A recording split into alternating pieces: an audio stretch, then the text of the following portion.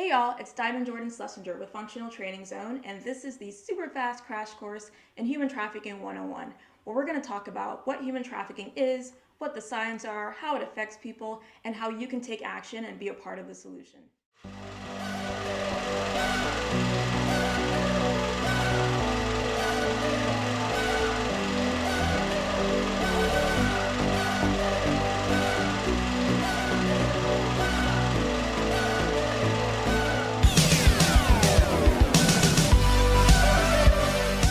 When we say human trafficking, we're talking specifically about situations where people are forced to engage in sex or forced to work against their will in exchange for something of value.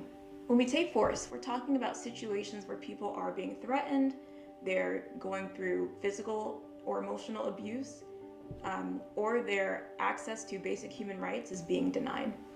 When we say fraud, we're talking about deceiving, lying, misleading, or making false promises. And coercion can easily be defined as a situation where someone is applying pressure.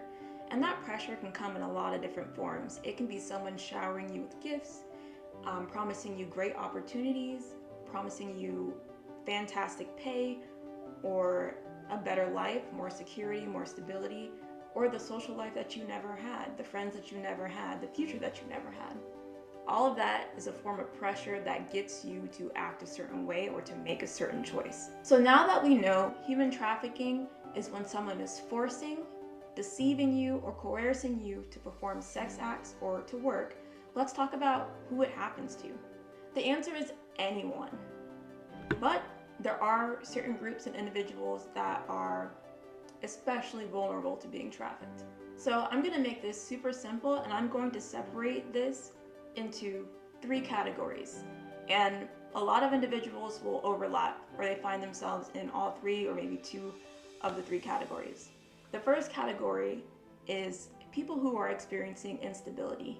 And that could be financial instability, familial instability, like turbulence at home in the family life, emotional instability, or lacking a strong support system or social network.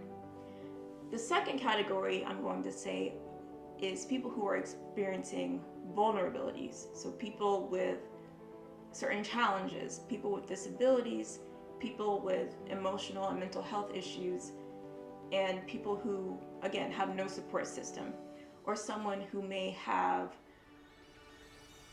certain statuses that make them more likely to be exploited. So people who may not speak the primary language of the country they're in, someone who may be undocumented, or someone who doesn't have work and hasn't had work for a long period of time and is looking for work. And actually that brings us into our third category, which I classify as people who are looking for something. That can be looking for a new relationship, looking for stability, looking for housing, looking for a way to make more money, looking for a way to make more friends or to find love, looking for an opportunity. So you can see how easily that could be anybody. I mean, people are always looking for new jobs. People are always looking for new friends, new relationships, better housing, better opportunities. So again, it can be anyone. But the people who are looking and experiencing instability or looking and vulnerable, those are the people that are going to be targeted by people who are looking to traffic others. So let's say you realize you could be in one or all three of those categories. Does that mean you're going to be trafficked? No, not necessarily. The best way to prevent trafficking is to know what trafficking is, to know how to recognize it, and know what you can do to protect yourself against it. So education. You can be in all three of those categories, but if you know what to look for and you know what to do and what to avoid, you can protect yourself. So like I was saying, the first part of protecting yourself against human trafficking is knowing what it is. The second part is knowing how it happens. So we're going to get into the patterns of how it can happen. For example, with sex trafficking, there's personal sexual servitude. And that's where you have two people, a trafficker and a victim, and the victim is forced to engage in sex with that person at that person's whim. And The victim can be experiencing emotional abuse by the person, physical abuse, financial abuse, things like having their social network utterly demolished. So, their communication is restricted. Maybe they're not allowed to reach out to family or friends. Maybe the trafficker is controlling their phone or controlling their social media. So even if they do have these devices, they can't use them freely because the trafficker is always monitoring them. So they can't speak freely. And I've seen situations where a person may appear to go on living a normal life. They go to work, they take their kids to school, they engage in all their regular activities, but because it's personal sexual servitude, once they go home to that person, wherever they may stay with the person, they don't even have to be living together. What happens then is they're forced to engage in sex on a consistent basis. And they're usually receiving threats that would upend their life if they don't comply. So maybe the person is saying, if you don't do this, I'll kick you out of the house. Or if you don't do this, I'll spread rumors about you to your employer. Or if you don't do this, I'll cut off your access to the bank account. Or I'll send videos or images of you in compromising situations to your family and friends to ruin your reputation. That's a form of force and coercion that keeps people in situations where they have no choice but to comply. So that's sex trafficking. In labor trafficking, it's something similar. The cases I've seen are people who accept job offers. Sometimes the job offers are appearing to be really credible, which means they're your run-of-the-mill job offers. Nothing suspicious stands out. But once they go and they start doing those jobs, they realize that the conditions are horrible. They're facing verbal abuse, emotional abuse, sometimes physical abuse. They don't get any breaks. They are working more than what's legal, the amount of hours than what's legal. Or they're working in conditions where their life is always in danger. Or let's say they're working on a visa and the employer is threatening to make it so that they can't renew their visa, or so that they aren't able to work for other companies or under other contracts. I've also seen situations where, and this is specifically for people that are working on a visa, employers will take the person's documentation and never give it back to them. And so that person is stuck because you can't go anywhere without your documents. You're stuck there in that situation. And there are also situations where employers will knowingly put their employees in dangerous working conditions and then deny the employee access to healthcare. And with a lot of employers that use imported labor, or people who come in on visas, sometimes employers are required to provide housing or required to provide certain conditions in order to continue to use imported labor. And so whenever an employer defaults on that, on their contractual obligations, or whenever they begin to withhold basic access to rights, a lot of times employers will not allow their employees who are working in the U.S. on visas to travel freely to, let's say, the local grocery store or to the gas station on their own, or let's say their employees are being heavily monitored. There are tons of situations where people are forced into working that a lot of people don't consider. So sex and labor trafficking, there are definitely recognized patterns, and the more you know about what these patterns are, the more that you are able to recognize when they're taking place. Sex and labor trafficking. The more you know what the patterns are. Sex trafficking, there are situations where victims are forced in ways that we wouldn't typically think of being forced. A lot of times when we hear force, we're thinking someone is physically pushing someone to do something, but it's not always a physical pushing. It can be the threat of spreading rumors. A lot of people, their social network is very important to them. A lot of people will most people, certain things can make or break your friendships, or certain things can destroy trust between family members. And so a trafficker, with knowledge of this person's social network, can manipulate it and spread rumors within it to make the person who's a victim seem untrustworthy, or to make them out to be a bad character. And that's something that we call slander. Whenever a trafficker is maligning you in the public, or presenting you to be something that you're not, spreading rumors about you, or ruining your reputation,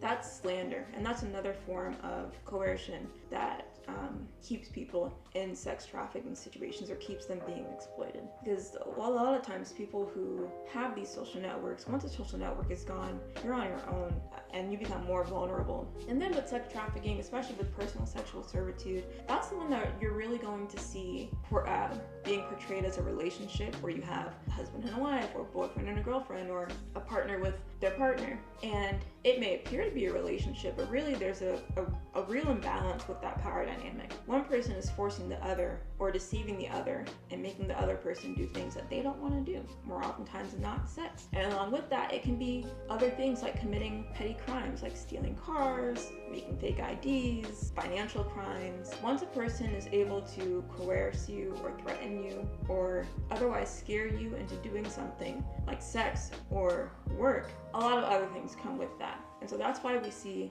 a lot of times people who are victims of sexual labor trafficking, it may not just stop there. They may have been forced to do other things that are illegal in the United States. So a lot of victims may have criminal records, or they may carry with them a reputation of stealing or deceiving others, when really they were doing that under duress, as we say, or under pressure, or under force by a trafficker. So that's why you then see programs that work to expunge the criminal records of people who are known victims of sexual labor trafficking. And that helps them in their process of recovery, because even if, let's say, you're out of your sexual labor trafficking situation, let's say you want to get a new job, or you want to move to a new place to start over and begin your healing journey, it's hard to do that if you have a record. So criminal record expungement is a very needed service that is available to people who are victims of sexual labor trafficking. It's just a matter of making sure people who have been in those situations know that they have the services available to them, and making sure that the path to accessing those services is also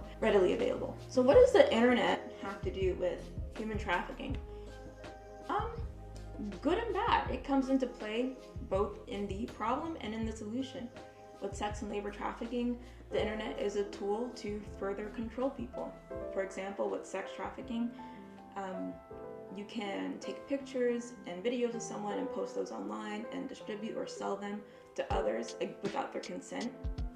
Or if they're in a situation where they're forced to give consent, which is not really consent at all. So in those situations, the internet is used to further traffic someone, or to further keep them in a situation where they're forced to do sex acts. In terms of labor trafficking, people who are looking to traffic others for work will put out job opportunities on different websites, even websites that are commonly known for having normal, safe job listings. We call that recruitment. You have like suspicious job offers, like, okay, come work for me here in this country. We're not going to tell you what the pay is. We're not going to tell you when you have to arrive, or even where you have to arrive. I just need you to click on this link, and turns out you click the link, and next thing you know, you're on this journey to a job that is very vague. The pay is up in the air, and you don't even know what you're actually going to be doing there. And all the times they sell you a great pitch. They tell you exactly what they're going to pay, exactly what they want you to think you'll be doing, and then when you get there, a whole other scenario. I mean, who knows what they'll have you doing? So that's why it's important to know how to tell a valid job offer from a fraudulent job offer, or a job offer that may land you in a situation you don't want to be in. And this is not to say that all job offers online will lead to trafficking. You really have to know what to look for. And there are signs that you can look for, such as the company offering the job not being a reputable company. No one's heard of it. You can't find a history of them online. You can't read reviews about the other employees that have worked there. Or if you look up the company, for those of you in the United States, if you look up the company on the Better Business Bureau, they have no file there, no existence there. Or if you call up your district attorney, they have no idea about the business. So, the business is not registered in any state. They have no paper trail of they went through XYZ process to become registered, state registered, or incorporated, or whatever. So those are some signs. Another sign is if the pay is too great. If someone's offering you $1 million to sweep streets, big red flag.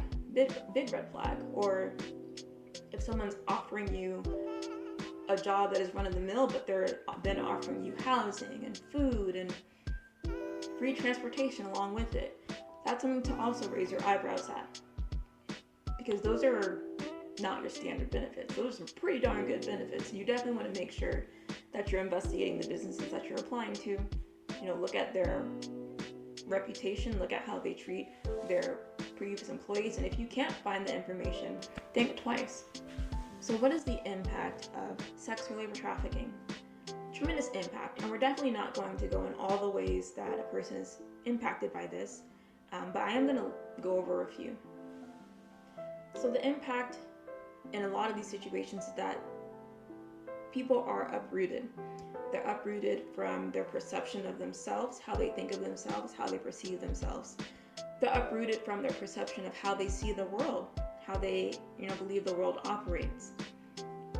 Their whole worldview has changed after going through a situation like that. They're uprooted from their social networks in a lot of situations. There are people who are strategically cut off from their friends and family. They're uprooted from their financial stability. People who lose access to their bank accounts or to the jobs that they once had, or to their savings or other ways of making income for themselves. And also, if people bring with them criminal records, potentially they lose access to the ability to make income or to secure stability in the future, depending on what the record may look like and if they're able to get it expunged. There's also the more obvious impacts, like permanent injuries, bruises, other visual indicators that someone has gone through violence and abuse. That could be malnutrition or starvation. Then there's like the less visible indicators, like someone with a chronic disease that they picked up or became more vulnerable to due to their trafficking situation, or someone who now has a mental illness or a mental challenge, or mental or emotional illness or challenge that they now have to live with because of their trafficking situation. And then of course there is trauma, and trauma is such a broad term. It covers a variety of symptoms and effects that a person may have to live with for the rest of their lives. It could be something like PTSD or anxiety or paranoia or unhealthy attachments in the future, or a distrust of social systems and institutions that are supposed to be there to protect them and prevent them from being trafficked. And unfortunately, death is also an impact of trafficking. There are situations where some people are never recovered from their trafficking situations, and that's really unfortunate. So if at any point you suspect sex or labor trafficking situation, regardless of age, you can call the National Human Trafficking Hotline at 888-373-7888. And the National Human Trafficking Hotline is operated in the U.S. and receives, more often than not, U.S.-based sex or labor trafficking tips. If you suspect a situation that may involve a minor being trafficked or exploited online or otherwise missing, you can report this to the National Center for Missing and Exploited Children, and their phone number is 800-843-5678. And if you go to their websites, a lot of these hotlines or organizations that help people in reporting sex or labor trafficking, they also may have text numbers, or they have websites where you can chat with them from your computer or device. So they usually give more than one way of reaching out. And that's because if you're a victim in this situation, you may not be able to use a phone, but you may have access to a computer or a tablet. So beyond saying something when you see something, how else can you get involved? I like to separate this into 4 categories. The first one being volunteer. You can volunteer with an anti-trafficking organization or other organizations with the anti-trafficking focus. You can volunteer at their organizations by being part of outreach attempts, so that's like raising awareness about the issue or reaching out to people that may be affected by the issue. You can volunteer in the sense of serving at shelters that serve populations that are going through trafficking. You can volunteer, especially if you have a professional background in counseling or in education or in medical care. You can volunteer those services to an agency or an organization that provides those services to victims or survivors of trafficking. Let's say you provide job training or you're a teacher. You can volunteer with an organization to provide career training or teaching to people that may be victims or survivors of trafficking. You can also volunteer in the sense of donating material goods. So like with any population experiencing an instability or a tragedy or a violation of human rights, a lot of people may not have access to certain things that we take for granted every day, like clothes, food, hygiene products, weather appropriate clothing, based on when the seasons change, and other goods that we use every day. If you have an excess, or if you're willing to go out and buy an excess, then you can donate those things to organizations that provide those things to victims and survivors of trafficking. The second way that you can be a part of the solution is by educating first yourself and then others. The more research you do about trafficking and the ways that it shows up in your community, in the United States, if you're in the US, internationally too, the more you know, the more you can share with others. And you can share this, it doesn't have to be a formal teaching, it can just be educating your friends, educating your family, educating your coworkers, or starting initiatives in your professional places like at work or at school where you have a more formal way of educating, either through workshops or trainings, or bringing in guest speakers, bringing in other experts to your place of work or your place of learning to educate you and your classmates or coworkers about trafficking. And don't forget social media. A lot of informal education happens on social media. You can share, what trafficking looks like. If you go to either, the National Center for Missing and Exploited Children or the National Human Trafficking Hotline, they have a bunch of material that you can share on social media to spread awareness and educate others in an informal way about trafficking and exploitation. The third way, of course, is by donating. And by donating, I mean you can donate your money, you can donate your goods, and you can donate your time to the organizations, but especially money, because anyone in the nonprofit space will tell you there's never enough funding for nonprofit work, and a lot of organizations that have an anti-trafficking focus are nonprofits. So whenever you can provide a boost in funding, even if it's just a monthly donation or one-time donation, that means that you increase the chances of a survivor having access to services that they need, either to escape a trafficking situation or to recover from a trafficking situation.